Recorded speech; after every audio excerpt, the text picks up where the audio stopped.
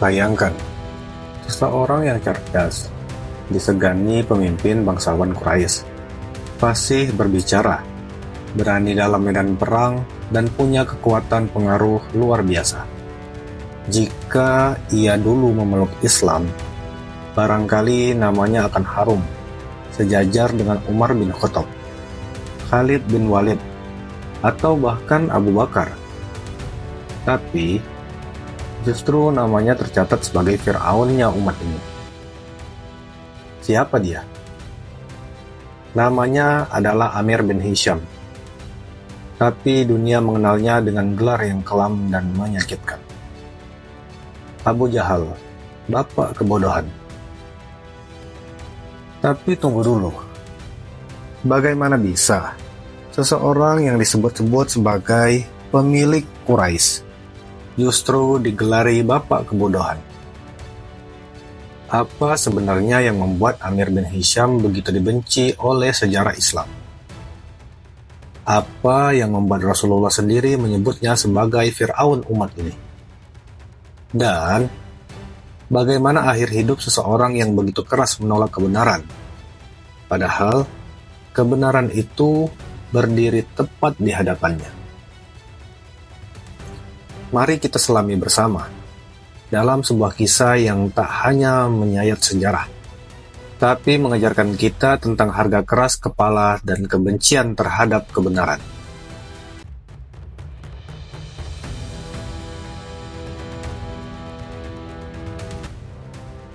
Di Mekah, sebelum turunnya wahyu, hidup seorang lelaki terpandang dari kabilah Makhzum.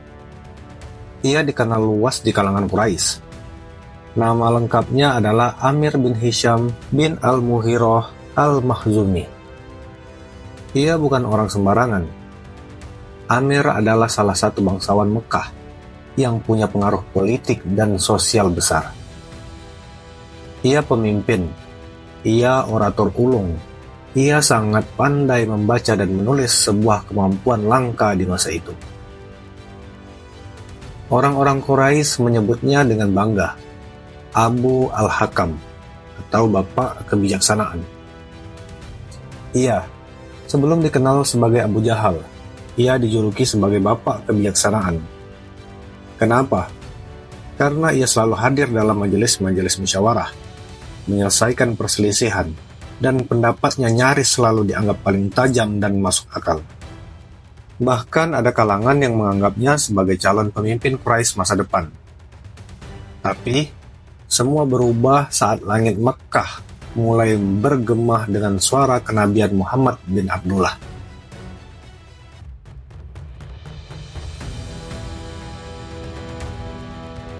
Ketika Rasulullah menyampaikan wahyu pertama, menyebarkan ajaran tauhid dan menyeru kepada Islam secara terang-terangan, satu demi satu penentang pun bermunculan.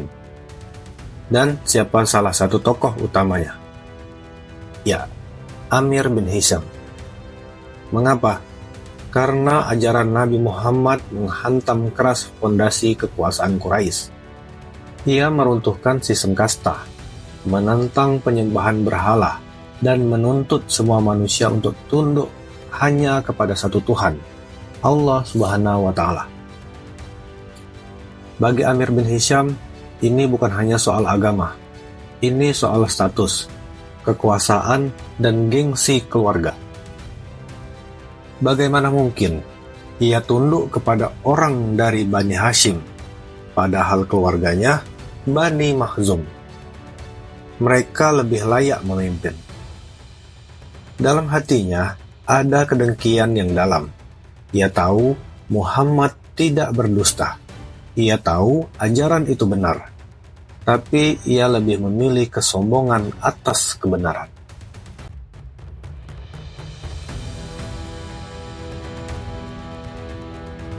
Ada satu momen yang sangat menggetarkan.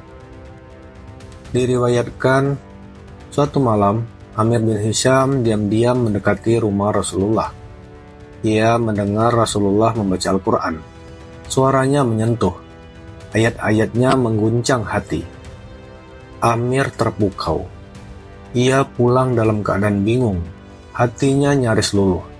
Tapi saat esok hari menjelang, egonya kembali mengambil alih. Apa kata orang? Jika aku ikut Muhammad, aku akan kehilangan kedudukanku.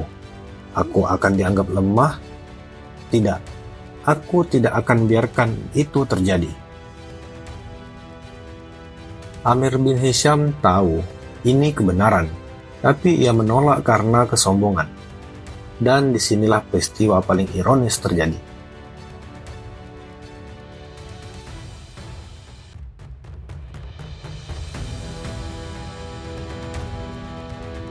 Sahabat Rasulullah, Abdullah bin Mas'ud, pernah berkata, "Kami dahulu memanggilnya Abu Al-Hakam, tapi setelah Islam datang, Rasulullah memanggilnya Abu Jahal.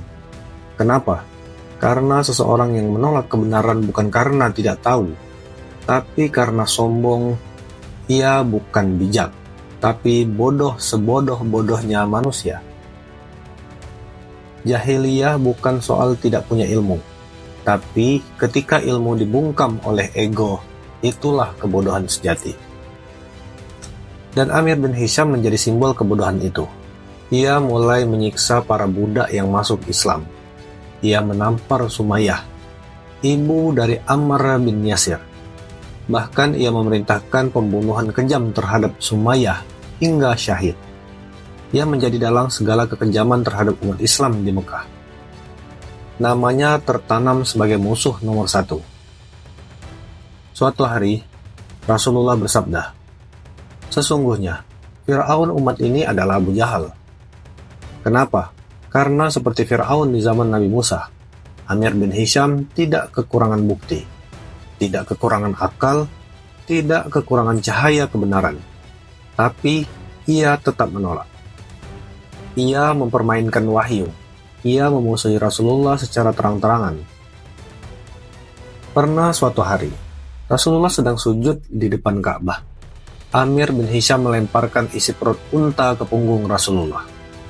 Ia tertawa dengan penuh hinaan. Dan bahkan, ia pernah bersumpah, "Jika aku melihat Muhammad sholat di sisi Ka'bah lagi, akan kuinjak lehernya." Namun saat ia mencoba mendekat, tiba-tiba ia terhenti. Tangannya bergetar. Ia mundur. Ketika ditanya, ia menjawab, "Aku melihat parit api dan sesuatu yang sangat mengerikan di antara Muhammad dan aku. Itulah perlindungan Allah terhadap kekasihnya." Lalu, tibalah perang pertama dalam sejarah Islam, Perang Badar. Abu Jahal memimpin pasukan Quraisy. Sebelum perang, ia angkuh berkata, "Kita akan minum khamar di pinggir Badar. Para penyair akan menyanyikan kemenangan kita. Islam akan tamat hari ini." Tapi apa yang terjadi? Islam menang, dan Abu Jahal, ia tewas di medan perang oleh dua pemuda Ansor, Mu'az bin Amr dan Muawiz bin Afrah. Ia jatuh, darah mengucur, nafasnya tinggal sisa. Lalu datang Abdullah bin Mas'ud. Ia melihat Abu Jahal sekarat. Amir bin Hisham berkata, dengan sombong yang masih tersisa di dadanya, "Naiklah ke dadaku, wahai pengembala kecil. Kau naik tinggi sekarang, tapi ini bukan kemenangan." Ibnu Mas'ud memenggal kepalanya, lalu membawanya kepada Rasulullah. Dan Rasulullah berkata, "Inilah Fir'aun umat ini." Kisah ini bukan sekedar sejarah, tapi sebuah peringatan. Kita bisa sepintar apapun, sekaya apapun, sekuat apapun, tapi jika hati menolak kebenaran, maka nama kita akan dikenang dengan kehinaan. Abu Jahal bukan hanya nama, ia adalah simbol dari suatu kesombongan, kedengkian, dan kekerasan hati. Di zaman ini, berapa banyak Abu Jahal baru yang masih hidup dalam bentuk yang berbeda? Berapa banyak orang yang tahu kebenaran, tapi memilih menolaknya karena gengsi, jabatan, atau karena takut kehilangan pengaruh? Sahabat, jangan sampai ilmu kita membuat kita sombong hingga menolak kebenaran. Jangan sampai status kita menjauhkan kita dari Allah. Dan jangan sampai hati kita beku, hingga Allah mengunci pendengaran dan penglihatan kita, seperti Dia kunci hati Abu Jahal. Hari ini, mari kita bercermin. Adakah sifat Abu Jahal dalam diri kita? Jika ada, ini saatnya untuk kembali. Karena yang Allah inginkan bukan siapa kita di mata manusia, tapi siapa kita di hadapan kebenaran. Jika kisah ini menyentuh hatimu, bantu sebarkan kepada yang lain. Jangan lupa untuk klik tombol like, subscribe, dan bagikan video ini agar lebih banyak yang bisa mengambil pelajaran dari kisah kelam ini. Ingatlah, setiap penolakan terhadap kebenaran punya konsekuensi.